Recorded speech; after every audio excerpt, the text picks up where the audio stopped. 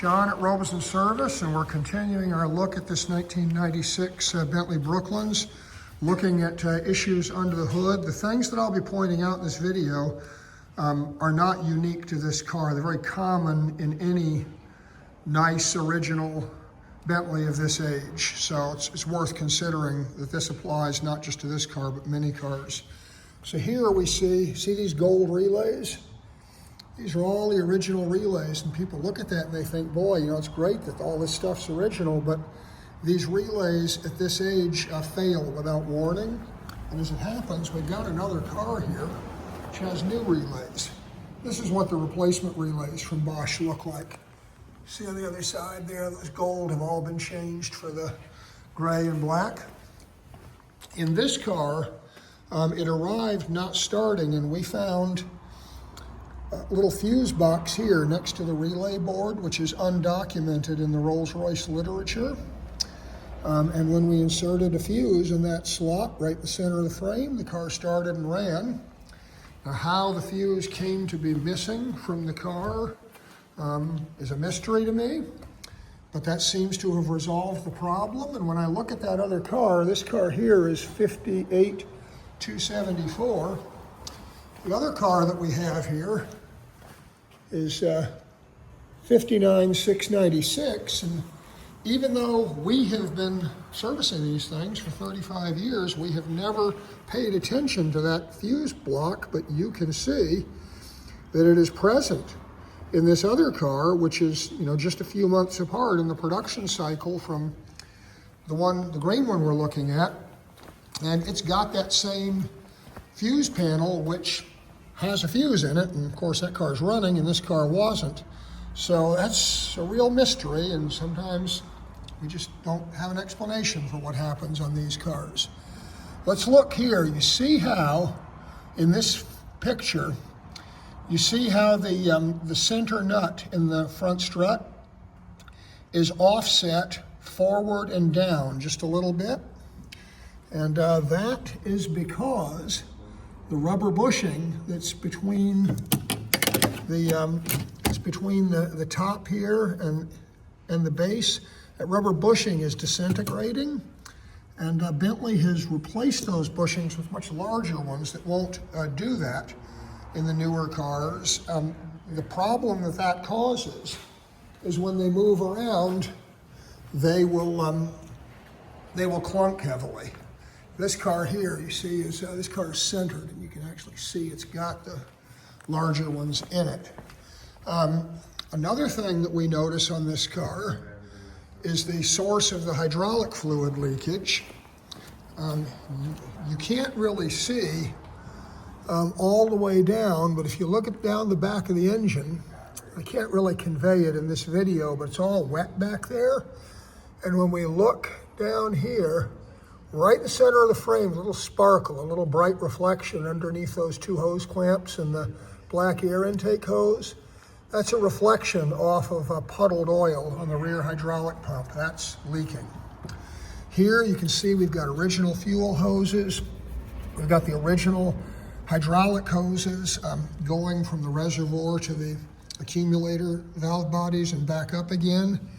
This herringbone weave hose, these are the original hoses returning from the accumulators back to the reservoir. Those are a bear to change. They're, you know, well over a day's work just to do those hoses. And as it happens, we've done those hoses on that other car. So what they look like. They get rock hard like this.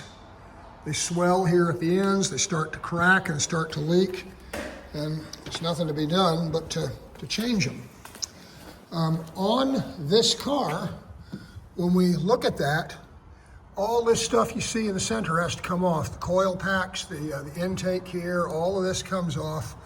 Any of these hoses that are brittle get replaced. Underneath here, I'm just going to stick the light down and touch them. You have the rubber high pressure hoses that carry fuel from the injection rails from one side of the motor to the other. Those hoses on this car are original, and they were due to be changed at 20 years age. If they fail, you obviously have a serious fire hazard, and we're changing these all the time. in 1994 to 2003 Bentley and Rolls-Royce engines that use this system. It's a very common repair. We change the hoses and all the O-rings, and as it happens, I've got a set right here to show you. This is an original hose off that car there. And here you can see these are some of the O-rings. We change these in addition to the hoses. We do that because they all become brittle. Here's a turbo bypass hose, some other hoses that you can see they swell and they crack, and this is all the kind of stuff that we will typically replace. There's a replacement fuel filter off that car. And if we step over here to the other car, this is what the new hoses look like. See, they're Teflon with braid stainless casings. So they're recognizably different. And in this car, here's the hydraulic pump that's failed on the blue car. You can see on this car, we've resealed it. It's nice and dry. Here's the front pump, but you can also see the amount of disassembly required to get at them. Now, on this car, on the green Bentley, if you look back there, you can see darkening at the back of the exhaust manifold. That is oil leaking from the valve cover. It looks like this is the valve cover, but it's not. This is the air box for the intake, and the valve cover is actually right here underneath that. So when we take the top of the motor apart to repair that failure of the rear hydraulic pump, we'll take these air boxes out of the way, and then it's a relatively simple matter for us to take the valve covers off and change them. I mean, I say it's a simple matter, but collectively all this represents a week of work. So it's a big job, but better to just do it all and have done with it than to do part of it and then have to go in and repeat everything to do the rest. So those are some other issues on this car. These are your brake pressure switches, which in this car appear to be in good shape. Here's your airbag sensor. That appears to be in good shape. The foam around the climate control fans, that all looks good on this side. But if we go to the other side of the car, you can see we have some rodent chewing, and you can see we have debris, and we have some rodent poops and urine staining down there. I mean, all of this should be cleaned up, and we should make sure that we don't have any problems we can't see in the wiring. So this is, well, as I say, this is probably a little bit over a week's work in the engine bay, and this is a common work list that you would see on a 1996 Bentley. We're doing these all the time now, and to the extent that all the parts in the job, all the leftover stuff, springs, belts, gaskets, thermostats that we change because they're old, all of that, we're just doing it constantly. These are some of the gas balls I showed you on that car. They're original looking, and here's some gas balls that came off the other car. So, very common job here at Robeson Service.